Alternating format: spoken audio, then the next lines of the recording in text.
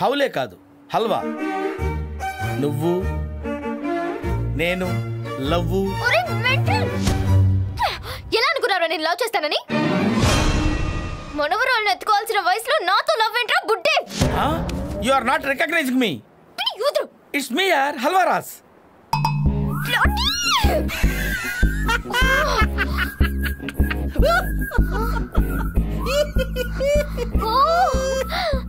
Halwa. Yeah. Sorry baby, I love you.